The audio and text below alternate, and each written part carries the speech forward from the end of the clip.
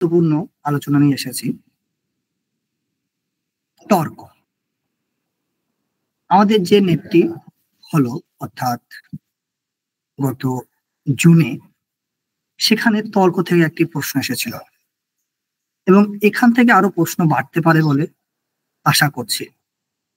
আমরা দেখে নেব ভারতীয় দর্শনে বিভিন্ন প্রকার যে তর্ক রয়েছে বা তর্কের ভাগ রয়েছে সেগুলি।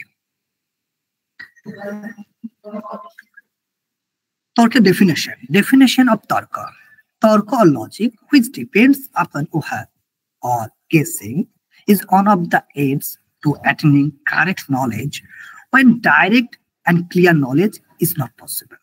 তাহলে তর্ক কখন লাগে বা যুক্তি কখন লাগে আমাদের?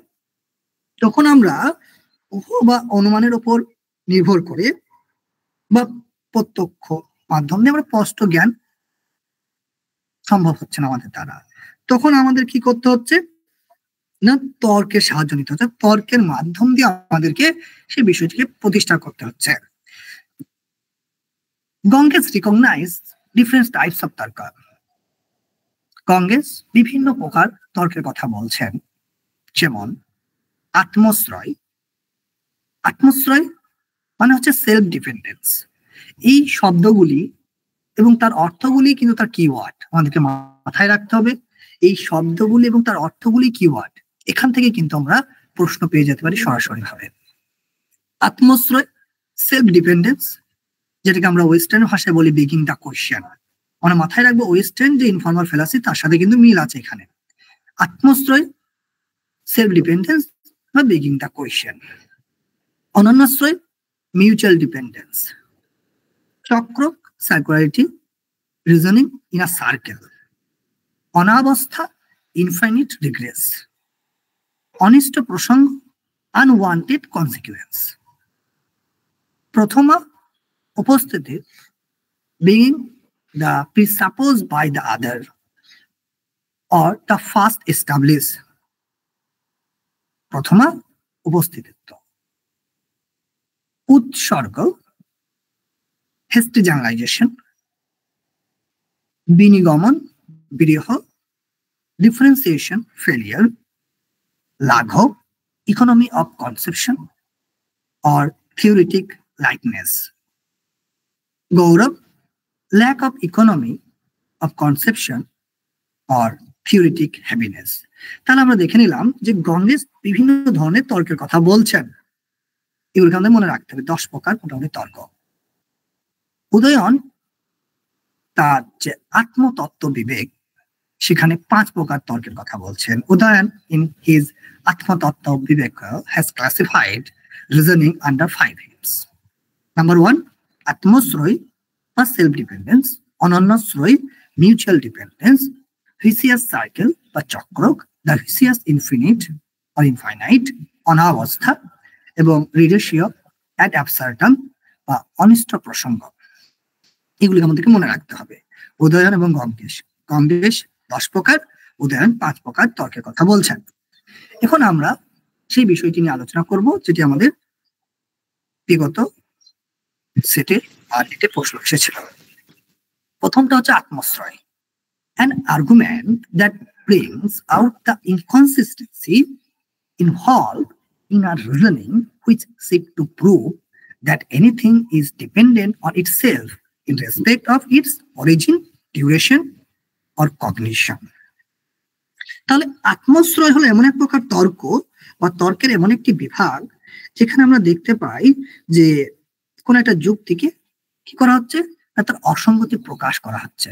কিভাবে প্রকাশ করছে আমরা বুঝতে পারছি না, যখন সে তার কগনিশন, তার ডিউরেশন, তার অরিজিনকে প্রতিষ্ঠা করতে চাইছে, প্রমাণ করতে চাইছে, কার মাধ্যম দিয়ে? তার উপর ভিত্তি করে, অর্থাৎ নিজেই নিজের উপর ভিত্তি করে, আত্ম আশ্রয়, নিজের উপর ভিত্তি করে নিজেকে প্রতিষ্ঠা করার একটা প্রবণতা। এই জন্য এখানে যে দোষটা হচ্ছে সেটা আত্মশ্রয় দোষ আমরা জানি। যেমন if a is the cause of a, যদি এ এর কারণ হয় তাহলে অবশ্যই এ কে ওই এর সাথে ডিফার করতে হবে, must be different from itself because the cause is different from the effect. তাহলে কারণকে কার্য থেকে অবশ্যই পৃথক হতে হবে, সে নিজেই কারণ নিজেই কার্য হতে পারে না। নেক্সট অনন্যাশ্রয়। অনন্যাশ্রয় এই শব্দটি দেখেই বুঝতে পারছো যে অন্যের উপর নির্ভরশীল। অনন্যাশ্রয় একজন আরেকজনের উপর নির্ভরশীল, আবার অপরজন তার উপর নির্ভরশীল, অর্থাৎ একে অপরের উপর নির্ভরশীল, এটাকে বলে অনন্যাশ্রয়। So an argument which brings out the contradiction involved in the judgment that two things are reciprocally dependent on each other. For the example, if A depends on B and B depends on A, it cannot be depend on B. অর্থাৎ আমরা বুঝতে পারলাম যদি আমাদেরকে দেখতে হয় যে এ কে যদি বলি বি এর উপর ভিত্তি করছে, আর যদি বলি বি এর উপর ভিত্তি করছে, তাহলে এ কখনোই কি হবে না, না বি এর উপর ভিত্তি করবে না বা বি এর উপর নির্ভর করবে না। অর্থাৎ অনন্যাশ্রয় দোষ কখন ঘটে?